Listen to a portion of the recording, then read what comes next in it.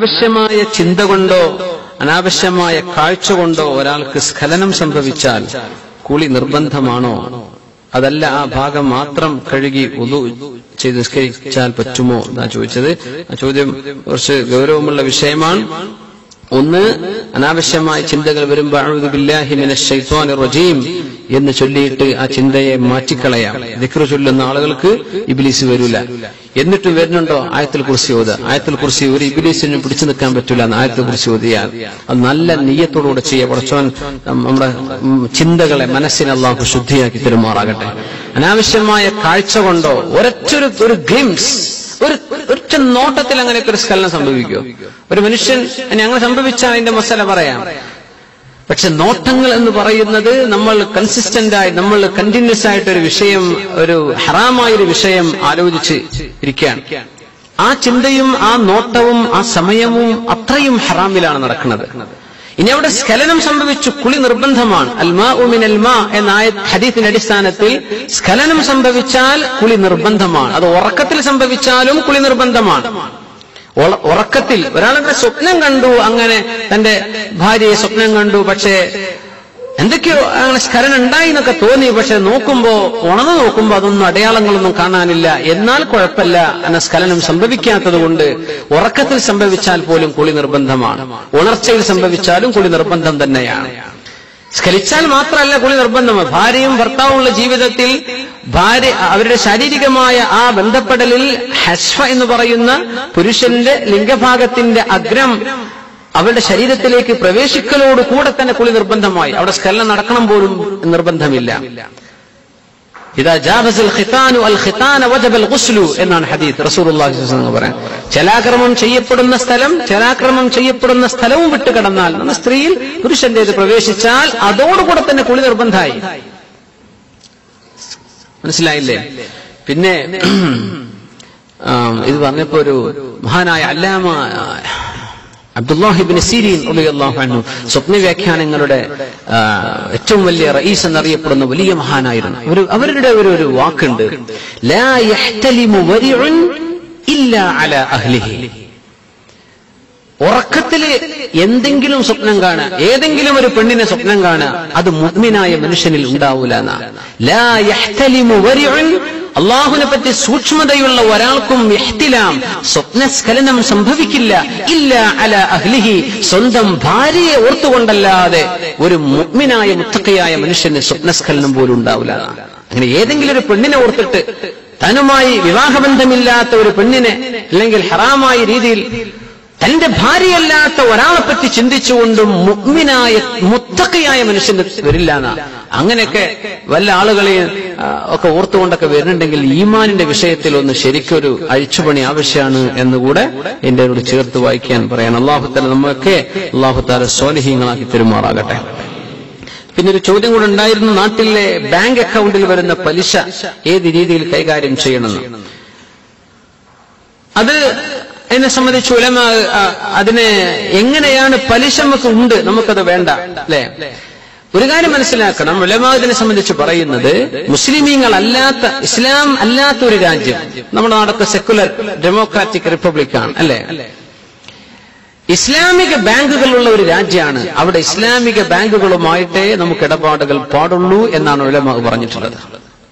പ്രത്യേകിച്ച് ഇവിടെ ഇസ്ലാമിക് ബാങ്കുകൾ അവരെങ്ങനെയാ പ്രവർത്തിക്കുന്നത്, അതിന്റെ ഉള്ളുകൾ അതൊന്നും ചികഞ്ഞു നോക്കൽ നിന്റെ ബാധ്യതയല്ല. ലാ തസ്അലു അൻ അശ്യാഅ ഇൻ തുബ്ദ ലക്കും തസ്ഉകും, വിശുദ്ധ ഖുർആൻ. ആവശ്യമില്ലാത്ത കുറെ ചോദ്യം ചോദിച്ചിട്ട് അള്ളാഹുവിന്റെ നിയമം നിങ്ങൾക്ക് മേൽ കടുത്തതായി പോകും. ഇസ്ലാമിക് ബാങ്കുകൾ ഇവിടെ ഹലാലാണ്.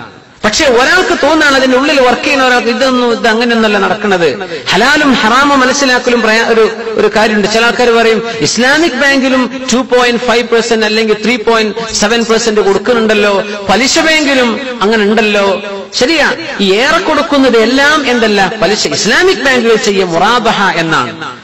50,000 സാധനം നിങ്ങൾക്ക് 60,000 ഞാൻ വിറ്റു, ആ 10,000 നിങ്ങൾ ഇൻസ്റ്റാൾമെന്റ് ആയിട്ട് എനിക്ക് തരണം. അത് പെർസെന്റേജ് നോക്കിയാൽ 7 ഉണ്ടായിരിക്കാം, അതല്ല വിഷയം. നേരെ മറിച്ച് പലിശയാണ്. പലിശ ബാങ്ക് ആവശ്യപ്പെടുന്നത് പലിശയായിട്ടാണ്, അതുകൊണ്ടത് ഹറാമാണ്. ഇസ്ലാമിക് ബാങ്കുകൾ ആവശ്യപ്പെടുന്നു, അവർ ചാർജ് ചെയ്യുന്നുണ്ട്, പക്ഷെ അത് പലിശയല്ല, ലാഭം മുറാബഹ എന്നാണ് പറയാം. അത്രയേ ഉള്ളൂ. നിങ്ങൾ 100 രൂപ എനിക്ക് തന്നു, ഞാൻ തിരിച്ചുവരുമ്പോൾ നിങ്ങൾക്ക് 110 തന്നു, അത് പലിശയായോ? ഇല്ല. പക്ഷെ നിങ്ങൾ ഷർത്ത് വെച്ചു, 100 ഞാൻ തരാം, തിരിച്ചെല്ലുമ്പോൾ നിങ്ങൾ 110 തരണം, അത് പലിശയാണ്. ഏറെ കൊടുക്കുന്നത് എന്തല്ല. ചില ആൾക്കാർ അങ്ങനെ പറയും, ഇസ്ലാമിക് ബാങ്കിൽ ഉണ്ടല്ലോ അവിടെ എക്സ്ട്രാ കൊടുക്കുന്നുണ്ട്, ശരിയാണ്. ചിലപ്പോൾ പെർസെന്റേജ് കുറച്ച് കൂടുതലും ആയിരിക്കും. ഹലാലാണ്, കുറച്ച് തോനെ പൈസ കൊടുത്താലും കുഴപ്പമില്ല, കൊടുത്തേക്കണം, എന്നാലും അതാണ് ഹലാൽ. അപ്പൊ ഇസ്ലാമിക് ബാങ്കുകൾ ഇല്ലാത്ത രാജ്യത്ത് കറന്റ് അക്കൗണ്ടുകൾ എടുക്കാൻ പറ്റുമോ? കറന്റ് അക്കൗണ്ട് എടുക്കാൻ പറ്റൂ. കറന്റ് അക്കൗണ്ടുകൾ പലിശ വരൂല. സേവിംഗ് അക്കൗണ്ട് നമ്മൾ ബാങ്കിലൊക്കെ ചെന്ന പോലെ ആദ്യം സേവിംഗ് അക്കൗണ്ട് തരിക.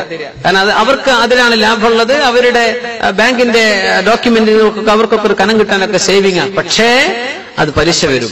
അങ്ങനെ പലിശ വന്നാൽ ഇനി എന്ത് ചെയ്യും? അത് പറയുന്നത് പൊതുവായ വിഷയങ്ങൾക്ക് ഉപയോഗിക്കാൻ പറ്റും. സ്വന്തം വീട്ടിലെ കുട്ടികൾക്ക് ഇറച്ചി വാങ്ങി കൊടുക്കാൻ പറ്റൂല. പലിശയുടെ സ്വത്ത് ഒരാൾക്ക് കടം പോലും കൊടുക്കാൻ പറ്റൂല. എന്തേ? കടം കൊടുക്കണമെങ്കിൽ നിന്റെ ഉടമസ്ഥയിൽ വരണം. ഹറാമിന്റെ മുതൽ നിനക്ക് ഉടമസ്ഥത പോലുമില്ല എന്നാണ്. സുബ്ഹാനല്ലാഹ്. പലിശ ഹറാമാണ്. ഹറാമ് നിന്റെ ഉടമസ്ഥതയിൽ പോലുമല്ല. പലിശ നിനക്ക് 5 ലക്ഷം ഉണ്ടെന്ന് വിചാരിക്കുക, അത് നിന്റെ ഉടമസ്ഥയിലല്ല. സ്വതക്ക പോലും ചെയ്യാൻ പറ്റില്ല. ഒരാൾക്ക് കടം കൊടുക്കാൻ പറ്റൂല. പിന്നെ എന്ത് ചെയ്യണം? പൊതുവായ ഒരു റോഡ് പണി നടക്കുന്നുണ്ട്, നീ കൊടുത്തോ. പൊതുവായ ഒരു കിണറിന്റെ പണി നടക്കുന്നുണ്ട്, കൊടുത്തോ. ഒരു പൊതുവായ ഒരു ടോയ്ലറ്റിന്റെ വിഷയം നടക്കുന്നുണ്ട്, കൊടുത്തേക്കണം. അങ്ങനെ പൊതുവായ മസാലിഹുൽ മുസ്ലിം, പൊതുവായ വിഷയങ്ങളിൽ, എല്ലാവർക്കും ഉപകാരപ്പെടുന്ന വിഷയങ്ങളിൽ നീ ചെലവഴിച്ചോ. പക്ഷേ തിന്നാനും കുടിക്കാനും എന്ത് എടുക്കാൻ പറ്റില്ല.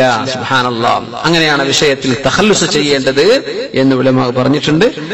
അല്ലാഹു സുബ്ഹാനഹു വല്ലാഹു അലം. അല്ലാഹു സുബ്ഹാനഹു വ തആല നമ്മെ ഹലാൽ കൊണ്ട് അല്ലാഹു ഐശ്വര്യം നൽകുമാറാകട്ടെ. ഖുർആനിൽ തന്റെ അധീനതയിലുള്ള അടിമ സ്ത്രീയെ ഭാര്യയെ പോലെ ഉപയോഗിക്കുക എന്ന് കണ്ടു. അത് നിക്കാഹ് കഴിക്കാതെയും മഹർ നൽകാതെയും ആണോ? എങ്ങനെയാണ് പറഞ്ഞിട്ടുള്ളത്? അൽഹംദുലില്ലാഹ്, ചോദിച്ചു നന്നായി. ആൾക്കാർ ഇങ്ങനെ പരിഭാഷ വായിച്ചിട്ട് വേലക്കാരായിട്ടൊക്കെ സുബ്ഹാനല്ലാഹ്, മാ മലക്കത്ത് അയ്മാനുക്കും, നിങ്ങളുടെ കയ്യിൽ പിടിക്കാൻ കിട്ടുന്നവരൊക്കെ പിടിച്ചോളി, പിടിക്കാൻ കിട്ടാത്തവരോട് അടിമായി പോന്നോളി, പിടിക്കാൻ കിട്ടുന്നവരൊക്കെ പറ്റും എന്നൊക്കെ. ഇതാണ് ഖുർആൻ. ഇത് ചോദിച്ച് വളരെ നന്നായിട്ടുണ്ട്. അങ്ങനെ ചോദിക്കണം. കാരണം ഖുർആൻ അങ്ങനെ ഓദ്യത്തെ നമ്മളെ കൊണ്ട് മനസ്സിലാക്കാനല്ല. വസ്അലു അഹ്ല ദിക്രി, അറിവുള്ളവരോട് നമ്മൾ ചോദിക്കണം എന്നാണ്.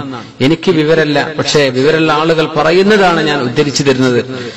ഇവിടെ പറഞ്ഞ അധീനതയിലുള്ള അടിമസ്ത്രീ എന്ന് പറഞ്ഞത് ഇസ്ലാമിന്റെ ആദ്യകാലങ്ങളിൽ അടിമസ്ത്രീ ഭാര്യയെപ്പോലെ അനുവദിക്കപ്പെടുന്നവളാണ്. അവർക്ക് നിക്കാഹിന്റെ ആവശ്യമില്ല, മഹർ കൊടുക്കേണ്ട ആവശ്യമില്ല.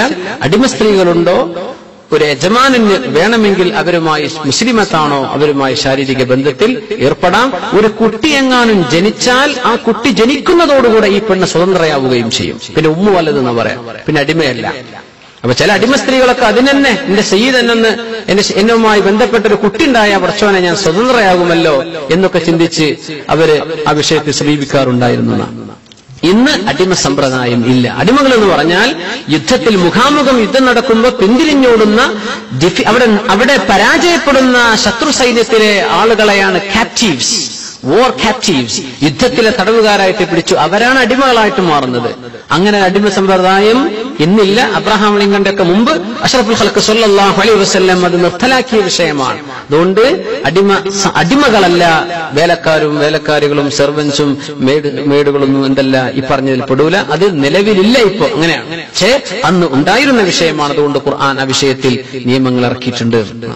الحمدلله رب العالمين حمدا كثيرا طيبا مباركا فيه على كل حال. اللهم صل على سيدنا محمد وعلى آله وأصحابه سيدنا ومولانا محمد. اللهم صل صلاة كاملة وسلم سلاما تاما على سيدنا محمد الذي تنحل به العقد وتنفرج به الكرب وتقضى به الحوائج وتنال به الرغائب وحسن الخواتم يستسقى الغمام بوجهه الكريم وعلى آله وصحبه في كل لمحة ونفس بعدد كل معلوم لك. അർഹമറാഹിമായ മലിക്കുൽ ജബ്ബാറായ മാലിക്കുൽ മുലൂക്കായ ഈ സദസ്സിലേക്ക് ഞങ്ങളുടെ ഖൽബിലേക്ക് നോക്കി നിൽക്കുന്ന അല്ലാഹുവേ, ഞങ്ങൾ നീ നിന്റെ ഇഷ്ടപ്പെട്ട ഇബാദത്തുകളിൽ ചേർക്കണേ തമ്പുരാനെ.